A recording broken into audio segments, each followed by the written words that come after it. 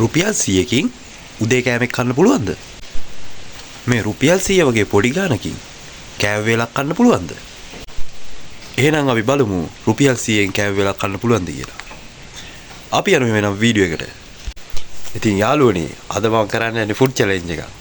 අද මම කරන ෆුඩ් චැලෙන්ජ් එක තමයි එක වේලකට කොච්චර මුදලක් යනවද කියලා බලන එක. ඉතින් මගේ උදේ කෑමකට මම රුපියල් 100ක් වියදම් කරන්න තමයි හිතාගෙන ඉන්නේ. අපි බලමු මගේ උදේ කෑමකට කීයක් වියදම් වෙයිද කියලා. ඉතින් මම උදේ කෑමකට දැන් වියදම් කරන්න බලාපොරොත්තු වෙන්නේ රුපියල් 100යි. එහෙනම් අපි යමු වීඩියෝ එකට. උදේට කන්න හිතාගෙන ඉන්නේ පොල් රොටි එක්ක ලුණු මිරිස්. ඉතින් අපි බලමු මොනවද ඕන වෙන අමුද්‍රව්‍ය කියලා.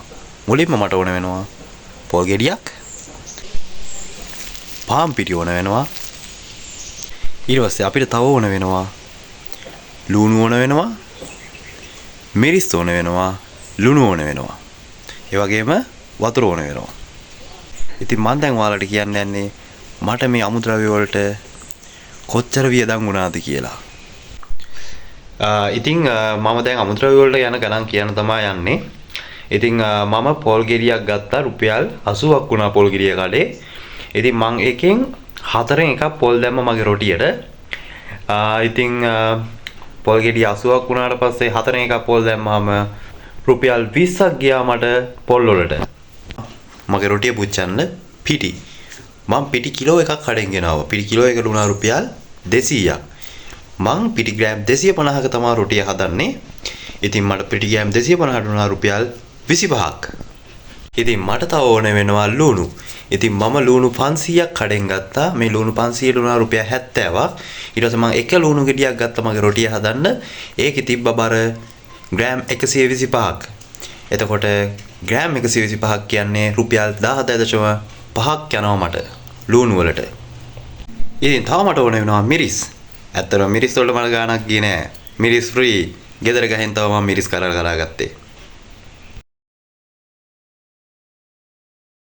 එහෙනම් අපි දැන් රොටිය හදමු. ඉතින් මේ විදිහට පොල් දාලා පාන් පිටි දාලා මේ හදාගත්ත රොටිය දැන් මම මේ විදිහට ලස්සනට වඩලා තියෙනවා. අපි දැන් මේක හොඳට පුච්ච ගමු. ඉතින් මේ තියෙන්නේ උදේට කන්න මම හදපු පොල් රොටි තුන. ඉතින් මේ පොල් රොටි තුනට ගිය රුපියල් 45යි. ඊට පස්සේ මේ තියෙන්නේ මම හදාගත්ත ලුණු මිරිස. ඉතින් මේ ලුණු මිරිසට ගියේ රුපියල් 17.5යි. ඉතින් මගේ උදේ සම්පූර්ණ ආහාර වේල තමයි මේ තියෙන්නේ පොල් රොටි සහ ලුණු මිරිස්. ඉතින් මේ පොල් රොටි සහ ලුණු මිරිසට සම්පූර්ණයෙන් මට වියදම් වුණේ රුපියල් 62.5යි. ඉතින් ඔයාලා දැක්ක විදිහට උදේ කෑමකට මට ගියේ රුපියල් 62.5යි. රුපියල් 37.5ක ඉතුරුවකුත් තියෙනවා. ඉතින් කාටවත් කියන්න බෑ රුපියල් 100කින් කෑම වේලක් කන්න බෑ කියලා. රුපියල් 100කින් හොඳට බඩ පිරෙන්න කෑම වේලක් කන්න පුළුවන් හොඳ ලොකු රොටි තුනකුත් එක්ක ලුණු මිරිසක්. ඉතින් අපි දැන් අපේ ලුණු මිරිසයි පොල් රොටි කාලා බලමු කොහොමද රස කියලා. ඉතින් මේ තියෙන්නේ අද මම රුපියල් 100කින් මගේ උදේ කෑම වේල කන්න පුළුවන් කියලා කරු ෆුඩ් චැලෙන්ජ් එකේ මම හදපු රොටි තුනයි ලුණු මිරිසයි.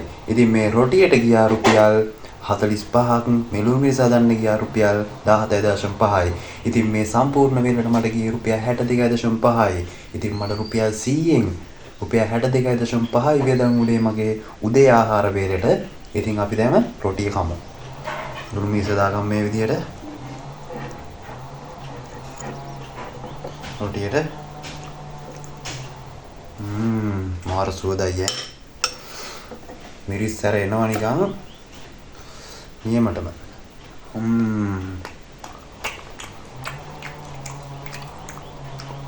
මේ මාරු අත මාසයි සුපිරි.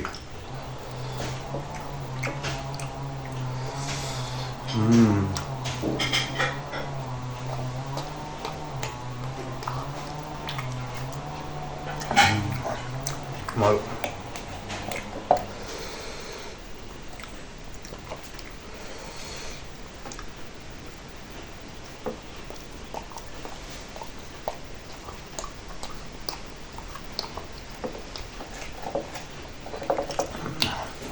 ඉතින් ඔයාලත් කාලා බලන්න රොටි ලුණු මිරිස් මාරම රහයි. ඉතින් ඇත්තටම රුපියල් 100කින් ට වඩා අඩු ගානකින් උදේ කෑම වේල කන්න බෑ කියනවා නම් ඒක තනි බොරුවක්. මට ඉතින් මේ උදේ කෑම ගන්න ගිය රුපියල් 62.5යි.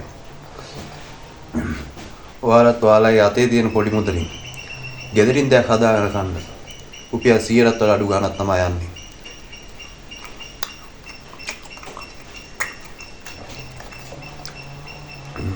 malu.